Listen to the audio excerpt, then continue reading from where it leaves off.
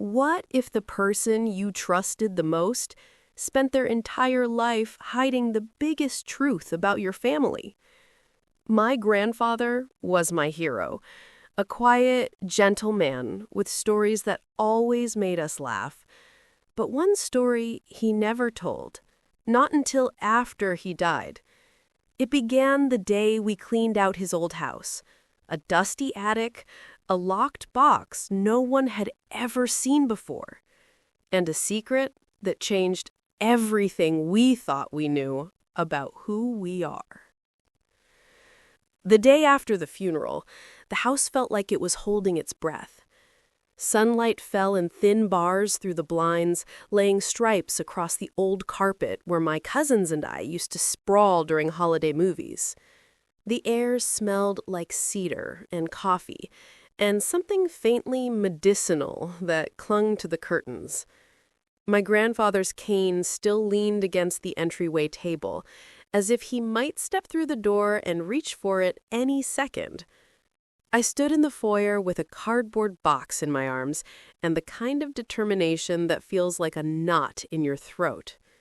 My mother brushed past me with a tired smile and touched my shoulder, one of those half-second squeezes that says, "We're okay, keep going." She'd been moving for hours, talking in soft instructions, keeping busy so she wouldn't break. We'd promised to clean out the house together. Everyone had a room. Mine, somehow, was the attic. The pull string light flickered to life, revealing dust motes drifting like tiny comets.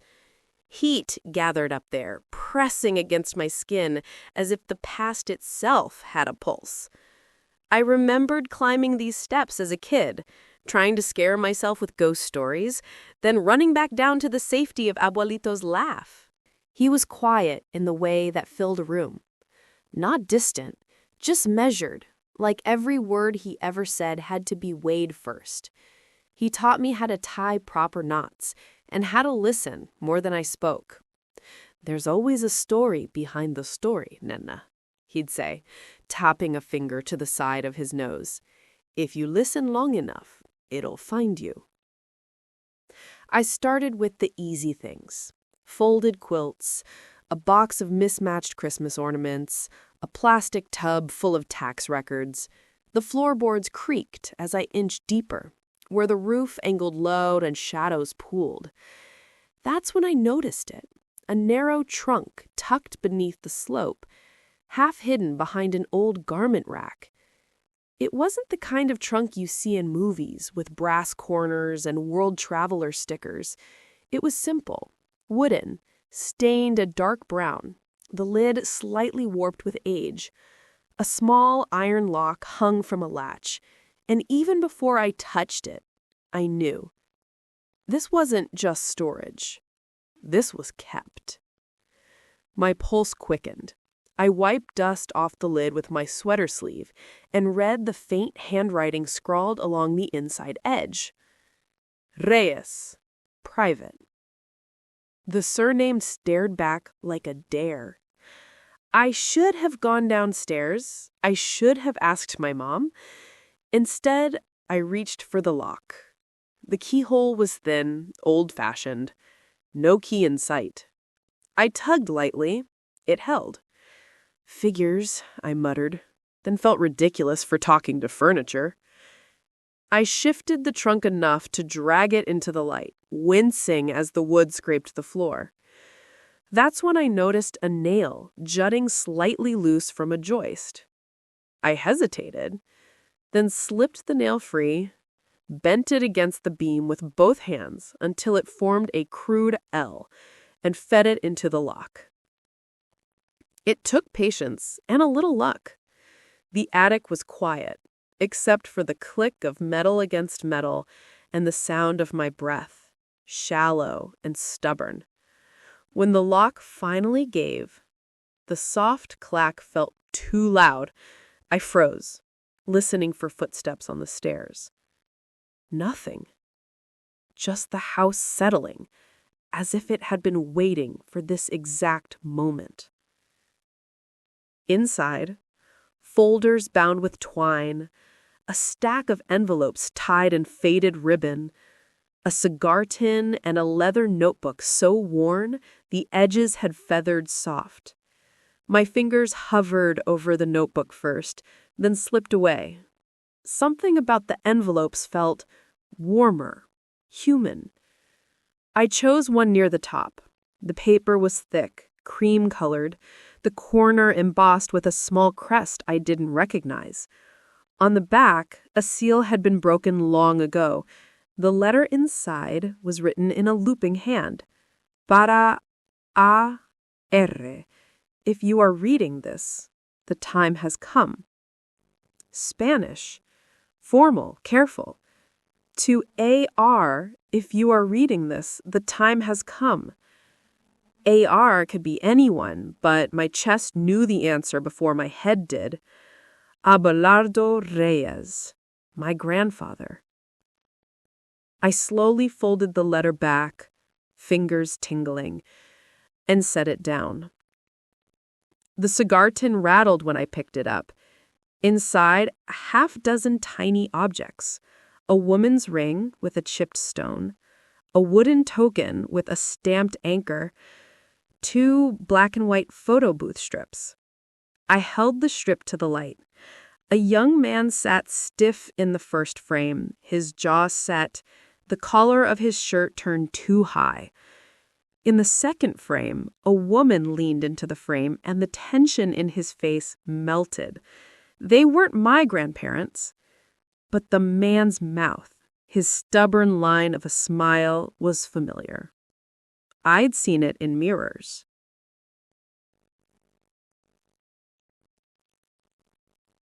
Elena? My mother's voice drifted from below, muffled by the ceiling. You okay? Yeah, almost done.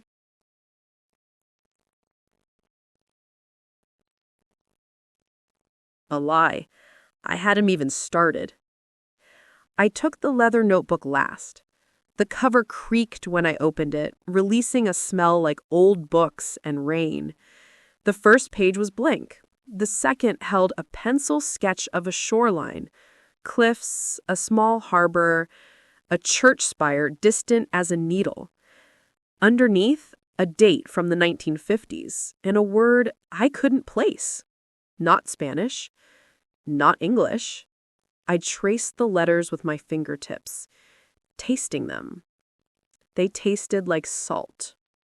The pages were crowded ledger of a life lived between languages, grocery lists half in Spanish, half in something else, names I recognized from family gatherings jotted next to names I didn't, directions to places that weren't on any map I knew. For every answer, 3 new questions bloomed. A floorboard groaned behind me. I startled and spun. No one there, just the house, again, reminding me it was older than all of us. I packed the trunk's contents into my box piece by piece, pausing to photograph each item with my phone before wrapping it in tissue.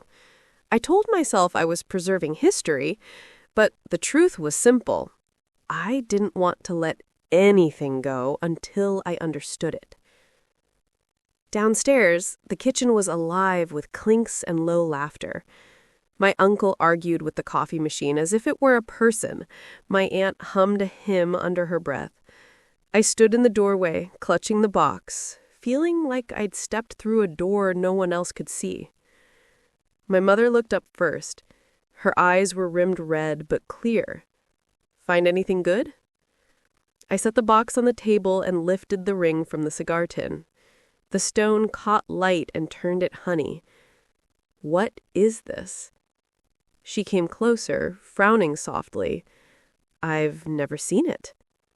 The trunk was labeled, I said carefully. Private. Something in her face shifted. Recognition or dread, I couldn't tell. She pulled out a chair and sat slowly, palms flat against the table as if steadying herself on the past. Your abuelo kept some things separate. She winced at her own words. He said they were old troubles. He didn't want them following us. What kind of troubles? Her gaze fell to the photo strip. She picked it up with a tenderness that made my heart ache.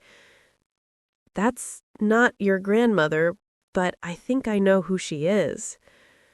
The kitchen noise faded to a hush I could feel in my bones. When your grandfather was very young, he worked near the docks in a seaside town before he came here. He never said much about those years, only that there was a war and lines you weren't supposed to cross. Lines? I asked, though I already knew. The ring in my palm felt heavier. Family lines, borders, names. She exhaled. He used to say love can be a passport or a wall depending on who stamps it. A laugh escaped me, half bitter, half broken. He would say something like that. I slid the leather notebook toward her. I said, "He drew this. A harbor. A church. Do you recognize it?" She studied the sketch and shook her head, then paused. "Maybe." Her finger traced the spire. "Your abuelo always lit a candle on this exact date, every year. He said it was for good memory. I asked him once what that meant. He said, some memories don't want to be remembered, but they still deserve light." The words landed like a small earthquake inside my chest. Quiet. Total. I remembered the way he would excuse himself from the dinner table on that date, the way he returned smelling faintly of wax and cool stone. I thought it was just the church down the street. Maybe it was. Maybe it wasn't. I reached for the envelope with the crest. I said, "This was addressed to AR. It says, 'If you are reading this, the time has come.'" My mother swallowed. "Then maybe he wanted you to find it." "Me?" Heat rose in my face. "Why me?" "Because you asked the questions he was too tender to answer." She smiled sadly. "Because you're the one who listens long enough for the story behind the story." I looked down at my hands, ink smudged on my fingers from the journal, dust along my cuffs, the ring still nestled in my palm. I thought of his cane by the door, the hush of the attic, the way the lock surrendered with that small, forgiving click. We brewed fresh coffee without speaking. Grief has a way of trimming conversation to only what matters. When the cups were full, my mother nodded toward the box. She said, "We'll go through it together. Not tonight. Soon." That night, I slept in my old room, beneath a faded poster and a string of prayer cards my grandmother used to pin up. The house creaked and sighed, as if someone were pacing softly in the hallway, and twice I woke certain I'd heard his cough. At 3:11 a.m., I gave up on sleep and opened the notebook again. The sketch of the harbor glowed in the light from my phone. Beneath it, a line I'd missed before, printed small and neat. "Para Elena." My breath caught. I read it again to be sure. "Para Elena," for Elena. I pressed my thumb to the name as if it might dissolve. He hadn't written my surname, not Reyes, not any other. Just Elena. It could have been anyone. It could have been a coincidence. But in that moment, it didn't feel like one. It felt like a door. I flipped the page and found a list. Dates, place names, initials. Beside one date, that word in the other language returned, the one that tasted like salt. I copied it into a search bar, half expecting nothing. A handful of results appeared.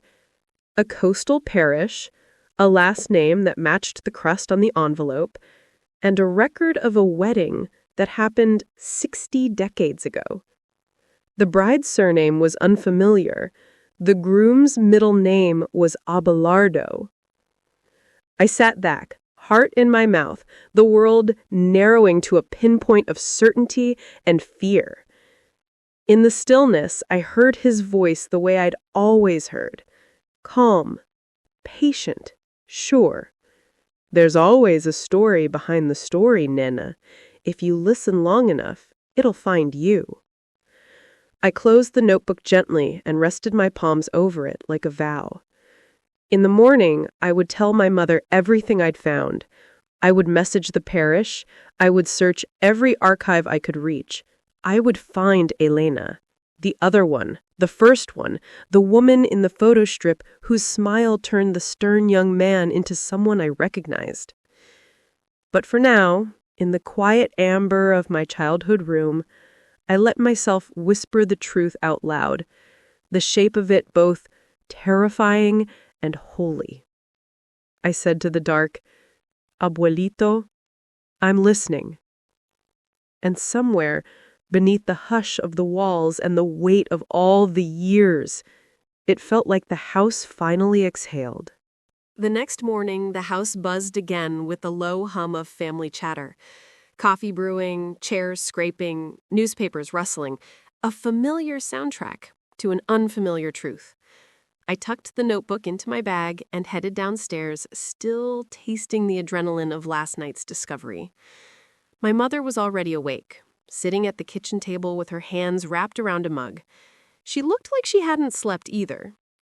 "You saw something else," she said quietly. I nodded and slid the photo strip across to her. The woman's face stared up at us, soft curls framing sharp eyes that sparkled like mischief. My mother traced the woman's jawline and whispered a name I'd never heard before. Luciana. "Who is she?" I asked. She pressed her lips together for a long moment. "A story your grandfather never wanted to tell."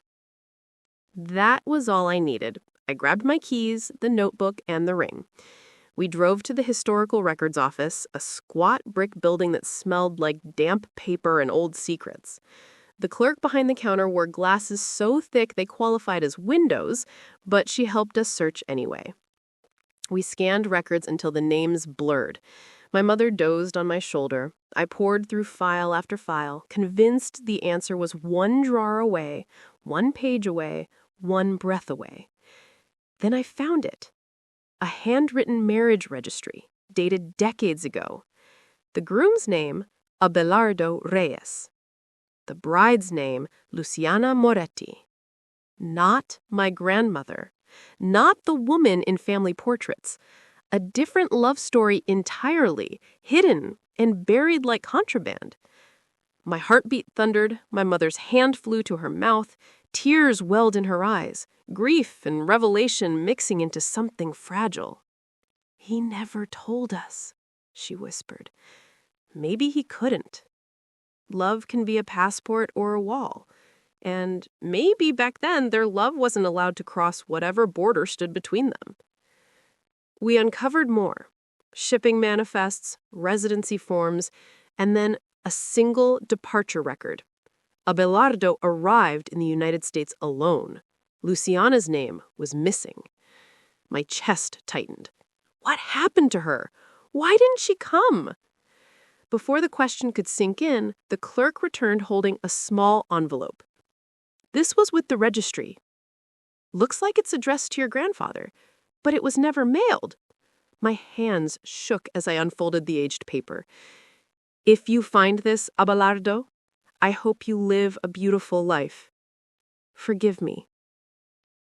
L." A tear slid down my cheek before I even realized I was crying. One sentence and years of silence carved into my heart. Who was she, and what did she mean to my grandfather? My mother wiped her eyes and straightened. "We're going to find out," she said firmly. Back home, I spread everything across the kitchen table. Notebook, ring, photographs, letters. Turning my grandfather's life into a detective board of lost love. I opened the cigar tin again. Something rattled beneath the lining. I pried it up carefully. A key. Not to a house, not to a locker. A church key. I recognized the symbol immediately, the one from the harbor drawing in his notebook. My breath caught. There was only one explanation. He wanted someone to find her, to finish what he couldn't. It wasn't a random message. It was a breadcrumb trail, left for me. If you want to know where this key leads, stay with me. And if you're not already subscribed, hit that like button and subscribe, because what we uncover next will rewrite my family's history forever. A month later, I stood staring at a map pinned to my wall with lines of red string crossing over oceans and mountains, tracing journeys I had only just begun to understand. And every path led to one destination, the coastal town from my grandfather's sketches. So I booked the flight before fear could talk me out of it, and my mother hugged me at the airport, holding on a little too long, whispering, "Find her story and find the truth behind his." And then the flight blurred into hours of clouds and heartbeats while I pressed my forehead against the window, wondering if the sky I was crossing was the same sky my grandfather crossed all those years ago, filled with hope and heartbreak he never spoke of. And when the tires hit the runway in Italy, everything inside me shifted. The air smelled like salt water and olive trees, church bells chimed in the distance, and somewhere out there, a piece of my family still waited. The harbor was exactly like his sketch. The sloping cliffs, the rounded church dome, boats bobbing quietly in the sun, and for a moment, I forgot to breathe, because it felt like stepping inside a memory I never lived. I walked toward the small church at the center of town, and a priest with gentle eyes greeted me with cautious curiosity, asking if I was here for Mass, but I told him softly that I was looking for someone, a woman named Luciana, who lived there decades ago, and his face changed with a flicker of recognition mixed with sorrow. He said I should speak with Sister Rosa, who knew many stories from that time, and Sister Rosa invited me into her home lined with rose bushes and sea-worn statues as if she had been waiting for me. I showed her the photo strip, and her hand trembled as she whispered, "I remember them." She told me that my grandfather and Luciana fell in love recklessly, the kind of love that ignores rules written by other people, but their families disapproved. Different backgrounds, different bloodlines, different futures expected of them. And when my grandfather bought 2 ship tickets to America, she never arrived at the pier because her family locked her away, saying her love was a disgrace, keeping her hidden until the ship left and hope left with it. And when I asked what happened after, Sister Rosa said she wrote to him many letters that were never allowed to go through.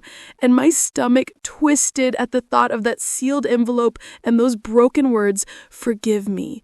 And then she told me that Luciana died young, a heart too full of love, kept caged away, and he never knew because love strong enough to cross an ocean was stopped by walls built from fear and pride. And I stared at the photo strip, seeing how her smile softened his serious expression, and Sister Rosa squeezed my hand, saying that I carried both of them in me. We went to the cliffside cemetery overlooking the sea, and there I found her name, Luciana Moretti Reyes, the surname proving he claimed her as family even when the world did not. And I placed the ring on her tombstone, the one hidden for years in his cigar tin, a vow never spoken, a promise never kept, until now. And the wind pressed against my back like a silent embrace, and I felt my grandfather beside me, not as the quiet old man, but as the young lover who once stood on the shore waiting for the woman in his photo. And I whispered, "I found her, and I will tell your story." And the sea roared, like applause, as if both of them were finally being heard. And as the sun disappeared into the waves, I knew this journey wasn't just his and hers anymore. It was mine. And if this story is touching your heart like it has touched mine, please like this video and subscribe, because what happens next isn't just about uncovering secrets, it's about finally giving 2 souls the ending they always deserved. I returned home with more than just answers. I returned with a story my grandfather protected his entire life. When my mother opened the door, she saw hope, pain, and closure in my eyes before I even said a word. We sat at the kitchen table, the same table where we shared meals with him, the same table where silence once lived. I laid out everything: the notebook, the cigar tin, the letters, and the photo of two people who just wanted to love freely. My mother brushed her fingers over the ring and whispered, "He kept this even when everything else was taken." I nodded and said, "He never forgot her." For a long time, neither of us spoke. There was nothing to say, just understanding and love and forgiveness. My mom finally said, "He wasn't hiding a mistake. He was protecting a memory." I told her about the grave, about Luciana's surname, Reyes, and how he claimed her as family even when the world refused. Tears filled her eyes as she whispered, "You gave them what they never got, a happy ending." Later that night, I sat alone in my grandfather's old chair. It still smelled like him: coffee, cologne, and old paper. I opened the notebook again, and inside the front cover, I noticed something I hadn't before: a message written lightly in pencil, almost invisible. "For the one who listens." My breath caught and my vision blurred as I realized he left the truth for someone who would care enough to find it. I placed my hand over the words, and for the first time, I didn't feel like I was missing a part of my history. I felt connected to something bigger, a love story that refused to be forgotten. My phone buzzed with a message from an unknown number saying, "Hello, you don't know me, but we share the same blood." My heart stopped. Another secret, another branch of the story, another piece of my family resurfacing. I stared at the screen, barely breathing, and typed slowly, "Who are you?" 3 dots appeared, typing. Then the reply came, "I'm Luciana's relative. I think we need to talk." The air left my lungs because this story wasn't finished, not even close. If you're still here and connected with this journey, hit like and subscribe, because the final chapter reveals how this secret changed our family forever. I stared at the message on my phone, my heart racing, because this meant the story wasn't over. I replied quickly, nervous but excited, and within minutes, we were talking like long-lost family. They knew about Luciana. They knew the pain she carried, and they thanked me for bringing light back to her forgotten name. I told them everything: the harbor, the grave, the ring on the tombstone, how my grandfather never stopped loving her. And they told me she spent her final years hoping he was happy, that she prayed every night for the man who stole her heart, but not her dignity. Hearing that made me cry. Not from sadness, but from closure, because now both sides of this love story finally understood each other. We plan to meet soon, to keep the connection alive, not as strangers, but as family. I looked up at the sky and imagined my grandfather smiling, somewhere at peace, knowing the truth wasn't buried anymore. My mother hugged me tight and said, "He would be so proud of you." And I finally felt whole, like my identity was no longer missing chapters. This journey taught me that family isn't just the people you grow up with. It's the people connected to you by love, by memory, and sometimes by secrets. Discovering this didn't break my family. It made it bigger, stronger, more beautiful than before. And as I sat in my grandfather's chair, holding his notebook, I whispered, I listened. Because love like theirs never dies. It just waits to be found. If this story has touched your heart, please like this video and subscribe, because more true stories like this are coming soon, and I don't want you to miss any of them.